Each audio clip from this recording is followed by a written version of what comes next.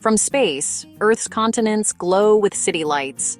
But in the South Atlantic, off Argentina, a strange, brilliant cluster appears, far from any land. This is no city, it's a floating armada. Hundreds of industrial fishing vessels, forming a temporary metropolis on the ocean. Their lights rival those of major cities, visible even to astronauts. Most of these ships have traveled from China, crossing oceans to reach these remote waters. Why? Because China's own seas are depleted, overfished and polluted, forcing its fleet to search farther for seafood. The Chinese government backs this expansion with subsidies and support, creating the world's largest distant water fishing fleet. This floating city is more than a curiosity. It's a symbol of global competition for dwindling ocean resources. Here, national interests, corporate power, and environmental limits collide. Who owns the ocean? Who gets its riches? What happens when demand outpaces nature's supply? This city of light is the front line in a high-stakes struggle for the planet's last wild frontier. The rules are few, the stakes are high, and the world is watching. The story begins here, where ambition and scarcity meet on the dark ocean. This floating metropolis is known as the city at Mile 201. The name marks its position, just beyond Argentina's 200-mile exclusive economic zone, where Argentine law ends and international waters begin. Here, hundreds of ships cluster, their lights blazing, forming a self-contained world. The fleet includes not just fishing trawlers, but massive refrigerated cargo ships and fuel tankers, enabling months-long operations. It's a highly organized industrial machine running 24/7. While ships from several nations are present, Chinese-flagged vessels dominate, sometimes making up 80% of the fleet. This is no accident, but a deliberate strategy to secure resources and project maritime power. On one side of the invisible line, the Argentine Coast Guard patrols. On the other, foreign fleets fish with near impunity. This standoff exposes the limits of international law and the challenges of governing the high seas. Mile 201 isn't just a spot on the map. It's a symbol of how global rules allow aggressive exploitation right up to the edge of national control. The tension here is palpable, the consequences global. The world's appetite for seafood has created a wild frontier, 1 mile beyond the law. The city at Mile 201 is both a marvel of logistics and a warning sign for the future of our oceans. Here, the race for resources is relentless, and the rules are written in light. What draws this armada? A small, jet-propelled prize, Ilex argentinus, the Argentine short-fin squid. This squid is a global delicacy, migrating in massive shoals through these waters, making Mile 201 one of the world's richest squid grounds. The fleets use powerful lights to lure squid to the surface, then haul them aboard by the ton using automated jigging machines. A single vessel can catch tens of tons in one night. But the Ilex squid is more than a commodity. It's a keystone species, vital to the entire South Atlantic ecosystem.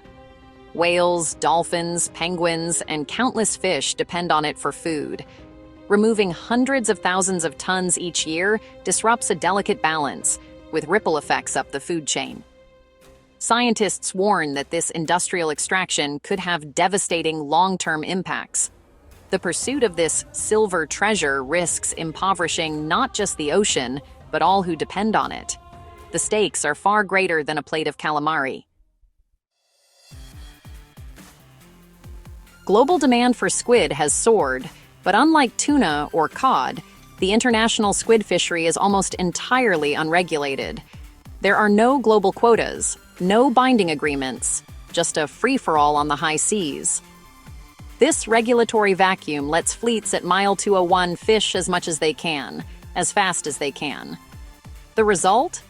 A classic tragedy of the common's declining squid populations, smaller catches, and boom-and-bust cycles. The industry is mining the resource faster than it can replenish, pushing squid toward collapse. Short-term profits are prioritized over long-term survival. Without international cooperation, no one is truly responsible for stewardship. On this lawless frontier, it's every fleet for itself, until the last squid is gone. In this high-stakes, loosely regulated zone, the fleets have become masters of evasion. Their main tactic, hugging the line, fishing just outside Argentina's jurisdiction. But temptation often leads some to cross illegally, dashing into Argentine waters under cover of darkness or bad weather.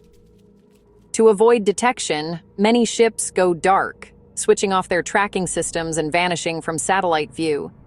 These ghost ships are nearly impossible to police, given the vastness of the ocean and limited patrol resources. Confrontations are inevitable. Argentine authorities have chased, fired upon, and even sunk vessels caught poaching. The fleets aren't just fishing, they're probing for weaknesses, using deception and speed to outmaneuver enforcement. The result is a tense, dangerous game, one that puts both marine life and human lives at risk. The relentless pursuit of profit drives ever riskier tactics on the high seas. The Chinese fleet off Argentina is the product of a global system, state support, corporate maneuvering, and legal loopholes. China's government subsidizes fuel and operations, making distant fishing economically viable.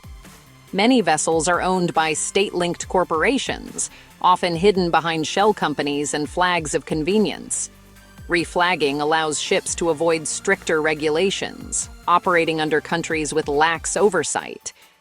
This web of subsidies, opaque ownership, and legal tricks shields the real beneficiaries from accountability. Local partnerships and joint ventures add another layer of complexity, sometimes providing a veneer of legitimacy. The result: a powerful, resilient enterprise that pushes ever farther into remote waters, extracting resources while dodging responsibility. The invisible hand of global finance and policy drives the fleets and the overexploitation of the ocean. The system is designed for profit, not sustainability. The cost of cheap squid isn't paid at the dinner table. It's paid by the ocean and by Argentina. Removing a keystone species like ilex squid threatens the entire marine food web, impacting predators and commercial fish alike. The fleet's bright lights disrupt marine life, while industrial methods like bottom trawling destroy fragile habitats and kill countless non-target species. Argentina's own fishing industry suffers as foreign fleets intercept squid before they reach local waters, leading to job losses and economic decline. The nation loses tax revenue and food security, while its ocean wealth is siphoned away. The true price of calamari is hidden, depleted ecosystems, struggling communities, and lost biodiversity. The global market externalizes these costs, prioritizing short-term gain over long-term health. Every plate of squid carries a silent toll paid by the sea and those who depend on it. Beyond environmental and economic damage, there's a hidden human cost aboard these distant water fleets.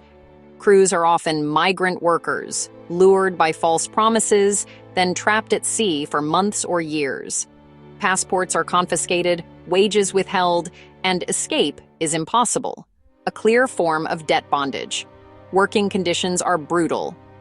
18-hour days, dangerous equipment, little rest, and frequent injuries. Abuse is rampant, and medical care is minimal. Isolated far from oversight, exploitation thrives. To stay profitable, owners cut labor costs, exploiting vulnerable workers. Some die from illness or accidents, their bodies buried at sea to avoid investigation. For many, this floating city is a prison, a place where human rights are routinely violated. The squid on our plates may come at the price of modern slavery. The City of Light at Mile 201 is both awe-inspiring and troubling, a symbol of our failure to govern the global commons. The South Atlantic crisis mirrors a worldwide problem. The high seas belong to everyone, yet are protected by no one. Argentina can't police these waters alone. Flag states like China often put profit before enforcement.